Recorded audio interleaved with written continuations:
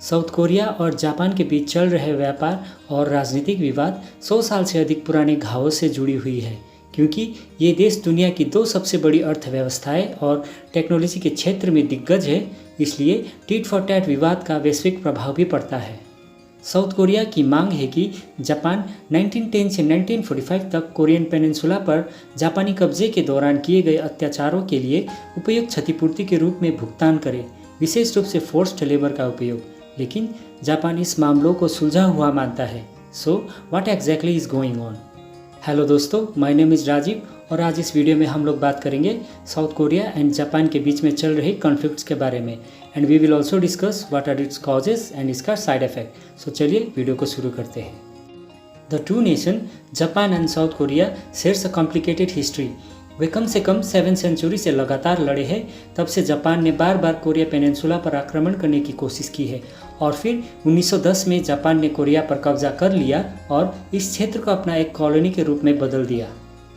1930 के दशक के अंत तक जापान युद्ध के लिए लामबंद होने लगा था और इसने लोगों को कारखानों और माइंस में फोर्सफुली काम करने या फिर उनको सैनिकों के रूप में भर्ती करने के लिए मजबूर करना शुरू कर दिया था। और जापान पूरी एशिया से हजारों महिलाओं को जापानीज मिलिट्री बोथरल्स में भेजा करता था, जो जापानीज सोल्जर्स को सर्विस प्रोवाइड किया करती थी, जिसमें से कई सारे कोरियंस भी थे और इन विक्टिम्स को कंफर्ट वुमेन्स के नाम से जाना जाता था। कोरिया पर जापान का शासन 1945 में समाप्त हो गया था जब वह युद्ध हार गया, लेकिन साउथ कोरिया राष्ट्रपति पाक चुंग ही ने लोन और ग्रांट्स में करोड़ों डॉलर के बदले देश के साथ संबंधों को सामान्य करने के लिए सहमति देने में 20 साल का समय लगा दिया। टोक्यो का तर्क ये है कि 1965 की संधि, जिसने राजनयिक संबंधों को बहाल किया और जापानी वित्तीय सहायता में $800 मिलियन से अधिक प्रदान की, जिसने इस मामलों को सुलझा लिया है। हालांकि यह समस्या अभी हल होने से बहुत दूर है। A diplomat and author of the book Diplomatic Proprietary and Our Interest with Japan, यू याई संग ने साउथ चाइना मॉर्निंग पोस्ट को बताया कि ये पंक्ति दो कारणों से चल रही थी। एक, 1965 का सौदा, जो हमारे कॉलोनियल पास्ट से संबंधित सभी समस्याओं का समाधान नहीं करता था, और दूसरी ये कि इसने क्षतिपूर्ति के लिए पूछने के लिए नागरिकों की व्यक्तिगत अधिकारों को छीन लिया। The issue of the comfort women विशेष रूप से विवादास्पद रहा और जिसके लिए 2015 में जापान ने साउथ कोरिया से माफ़ी भी मांगी एंड ऑल्सो प्रॉमिस टू पे 1 बिलियन येन और $9.5 मिलियन टू द विक्टिम्स, जो साउथ कोरियन गवर्नमेंट द्वारा मांगी गई थी।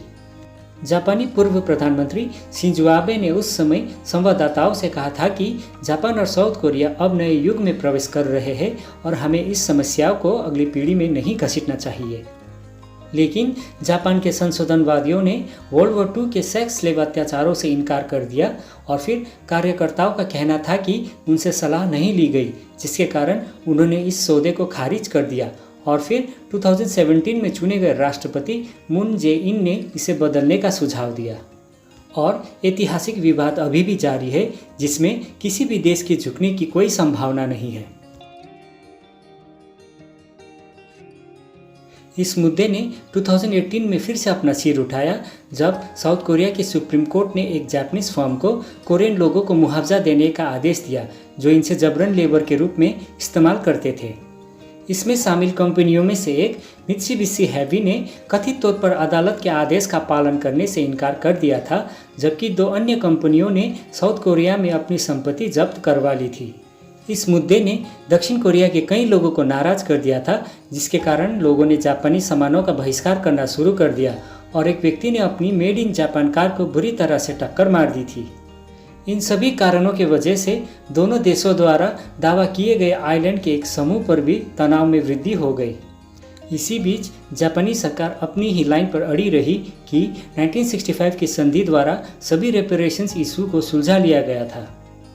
और फिर अगस्त 2019 में जापान ने घोषणा किया कि वो सियोल का फेवर ट्रेड पार्टनर के स्टेटस को हटाने जा रहा है और सैमसंग जैसे साउथ कोरियन कंपनियों के लिए इम्पोर्टेंट इलेक्ट्रॉनिक सेक्टर पर इंपोर्ट कंट्रोल लागू करने वाला है। सियोल ने तब जवाब में घोषणा किया कि वो जापान के इस निर्णय के कारण देश के खुफिया साझाकरण समझौते को समाप्त करने का निर्णय कर रहा है और सियोल ने ये भी कहा कि इससे दोनों देशों के बीच सुरक्षा सहयोग में गंभीर बदलाव आएगा। इस पर जापान के विदेश मंत्री तारो कानो ने इसे मौजूदा रीजनल सिक्योरिटी माहौल का पूर्ण गलत निर्णय कहा और ये भी कि टोक्यो इसके बारे में सियोल का कड़ा विरोध करेगा और वाशिंगटन की ओर से भी कोई प्रतिक्रिया नहीं आया, जिसने नॉर्थ कोरिया की मिसाइल गतिविधियों को ट्रैक करने की मदद करने के लिए 3 साल पहले समझौते पर जोर दिया था। इसी बीच शेयर मार्केट में भारी गिरावट आई, इस आशंका से कहीं ये ट्रेड कॉन्फ्लिक्ट दुनिया भर में इलेक्ट्रॉनिक्स मार्केट में बुरी तरह से अफेक्ट न कर दे। डिप्लोमेट्स के अनुसार दोनों देशों के फॉरेन मिनिस्ट्रीज के बीच बातचीत जारी है, लेकिन उस लेवल पर नहीं जितनी होनी चाहिए और अमेरिका भी अपने 2 एलाइज के बीच मध्यस्थता की पारंपरिक भूमिका से अनुपस्थित है और इस प्रॉब्लम का हल तब तक नहीं जब तक दोनों देशों के बीच बातचीत नहीं होगी। हालांकि संकेत थे कि बाद में तनाव शांत हो सकता है जब साउथ कोरिया ने घोषणा किया कि उसने सैन्य खुफिया साझाकरण समझौते को जारी रखने का फैसला किया है। And that's it from today's video. Hope you had learned something today. My name is Rajiv. Thank you for watching and God bless you all.